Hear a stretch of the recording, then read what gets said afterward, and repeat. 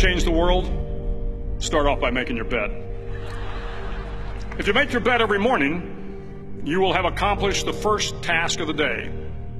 It will give you a small sense of pride, and it will encourage you to do another task, and another, and another.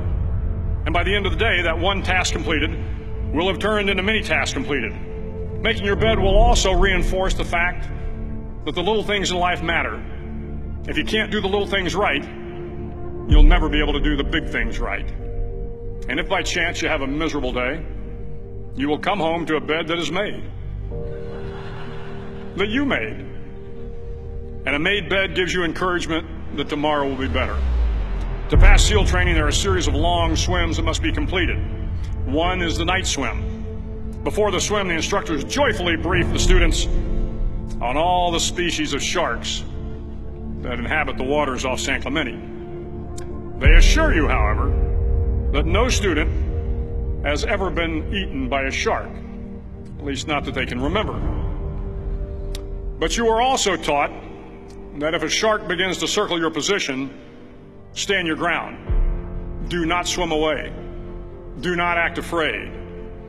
And if the shark, hungry for a midnight snack, darts towards you, then summons up all your strength and punch him in the snout, and he will turn and swim away. There are a lot of sharks in the world. If you hope to complete the swim, you will have to deal with them. So if you want to change the world, don't back down from the sharks. Over a few weeks of difficult training, my SEAL class, which started with 150 men, was down to just 42. There were now 6 boat crews of 7 men each. I was in the boat with the tall guys, but the best boat crew we had was made up of the little guys, the Munchkin crew, we called them. No one was over 5'5". The Munchkin boat crew had 1 American Indian, 1 African American, 1 Polish American, 1 Greek American, 1 Italian American, and 2 tough kids from the Midwest. They out-paddled, outran, and outswam all the other boat crews. The big men in the other boat crews would always make good-natured fun of the tiny little flippers the Munchkins put on their tiny little feet prior to every swim. But somehow these little guys from every corner of the nation and the world always had the last laugh, swimming faster than everyone and reaching the shore long before the rest of us. SEAL training was a great equalizer. Nothing mattered but your will to succeed, not your color, not your ethnic background, not your education, not your social status. If you want to change the world, measure a person by the size of their heart, not by the size of their flippers. The 9th week of training is referred to as Hell Week. It is 6 days of no sleep, constant physical and mental harassment, and 1 special day at the Mud Flats. The Mud Flats are an area between San Diego and Tijuana where the water runs off and creates the Tijuana Sloughs, a swampy patch of terrain where the mud will engulf you.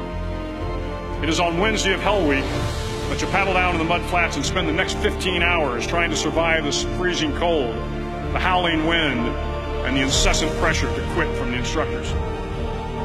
As the sun began to set that Wednesday evening, my training class, having committed some egregious infraction to rules, was ordered into the mud. The mud consumed each man till there was nothing visible but our heads. The instructors told us we could leave the mud if only 5 men would quit. Only 5 men, just 5 men, and we could get out of the oppressive cold. Looking around the mud flat, it was apparent that some students were about to give up. It was still over 8 hours till the sun came up. 8 more hours of bone-chilling cold. The chattering teeth and the shivering moans of the trainees were so loud, it was hard to hear anything. And then one voice began to echo through the night. One voice raised in song. The song was terribly out of tune, but sung with great enthusiasm. One voice became 2, and 2 became 3, and before long, everyone in the class was singing. The instructors threatened us with more time in the mud if we kept up the singing, but the singing persisted, and somehow the mud seemed a little warmer, and the wind a little tamer, and the dawn not so far away. If I have learned anything in my time traveling the world, it is the power of hope. The power of one person, a Washington, a Lincoln, King, Mandela, and even a young girl from Pakistan, Malala. One person can change the world by giving people hope. So if you want to change the world, start each day with a task completed. Find someone to help you through life. Respect everyone. Know that life is not fair and that you will fail often.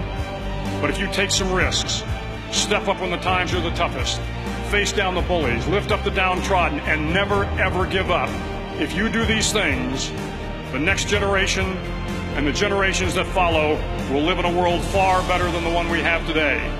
And what started here will indeed have changed the world for the better.